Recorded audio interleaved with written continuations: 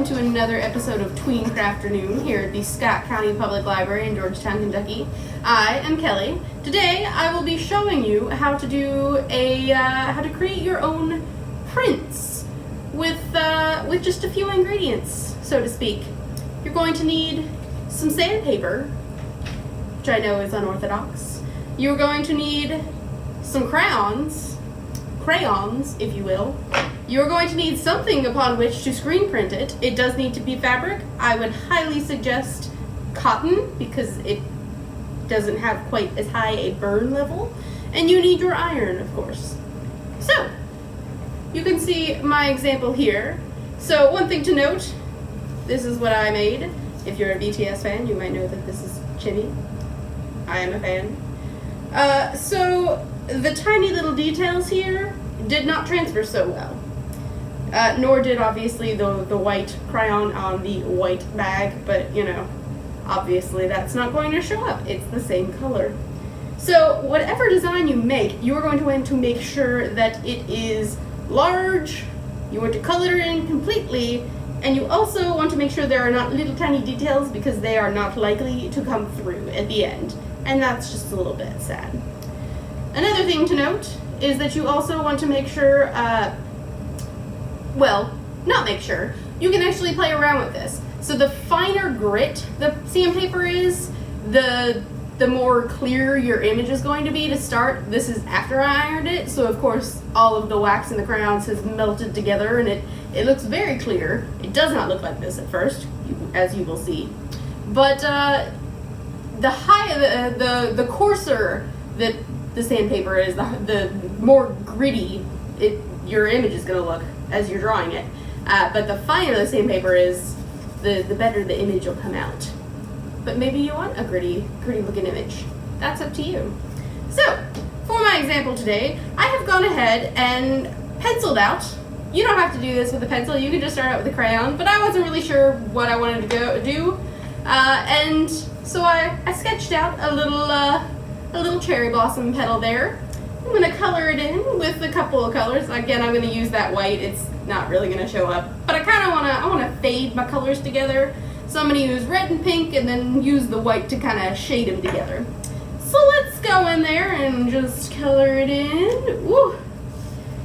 Get some red. That is way more purpley than I expected. That's because I picked up the red violet crayon. That's on me.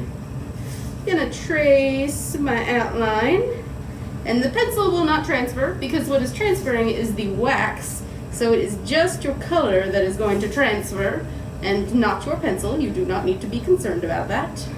I'm gonna color the outsides. You can go over it a little bit, as much as you want.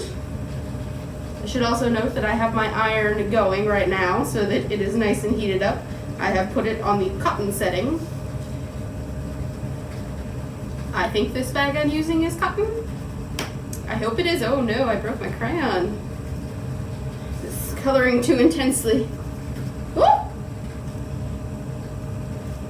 Let's red.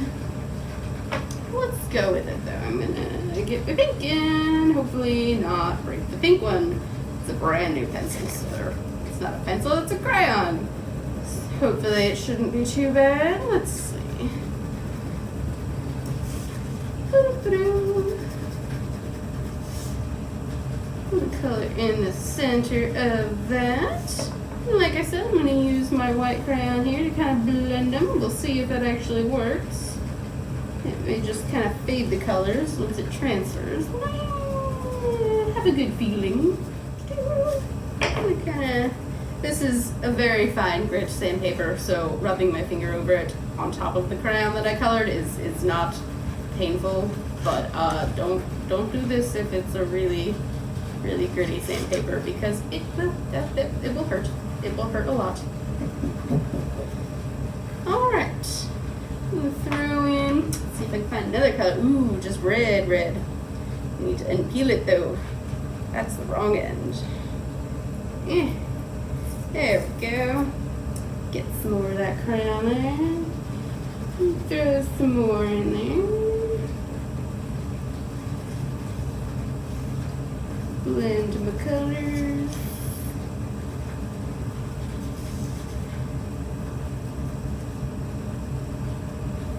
Let's see.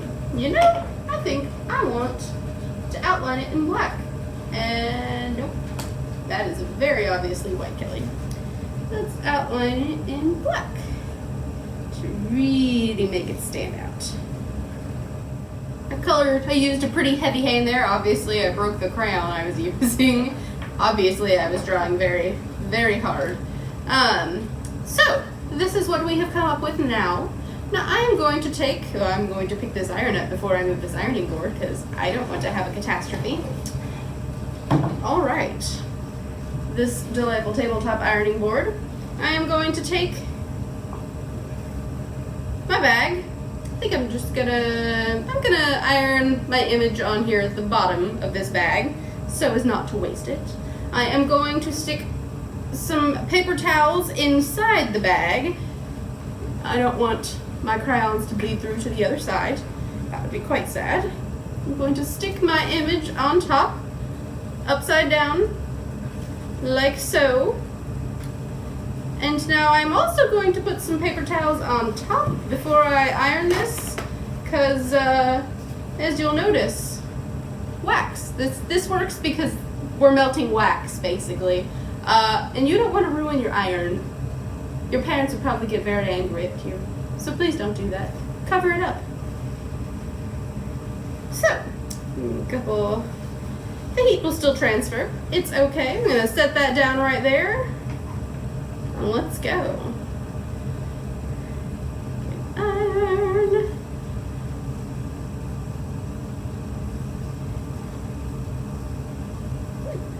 Now you could also use something like cardboard or like an old cereal box would be really good for the inside of whatever you're ironing this on. You could totally do this on a shirt, or honestly you could maybe do it on a mask because you're not messing with the ability to breathe through it. You're not creating holes at all, which you really don't want to do with your masks.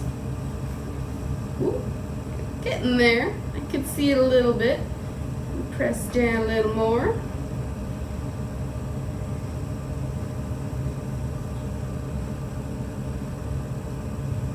Come on. Ooh. I think I already am pretty pleased with this. I am going to keep going a little bit. I'm just going to set it there. You don't want to set it for too long, especially if you're ironing something other than cotton, because again, fabric will burn very quickly if you're not careful. So, all right. I'm going to remove my iron. Let's see what we've got. Alright, so this is what it looks like. Not all of my colors got there, but I'm pretty pleased with that. So, one last thing you might want to do, we're going to go ahead and do this.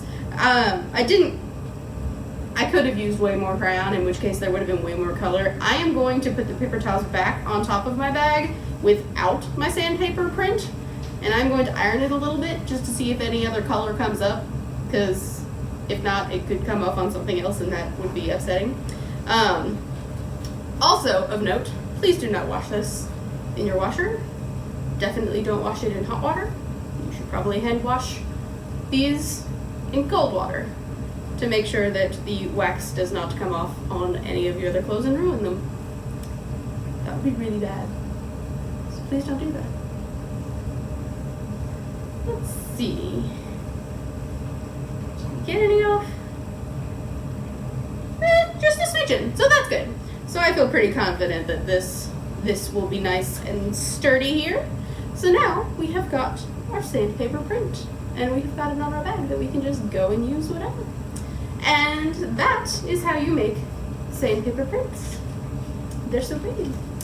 So that is all I've got for you today, everybody. I will see you next week back here with Miss Mary Lou for another episode of Tween Book Bites. Until then, check us out on Facebook, our website, scottpublib.org, and I will see you next time, guys.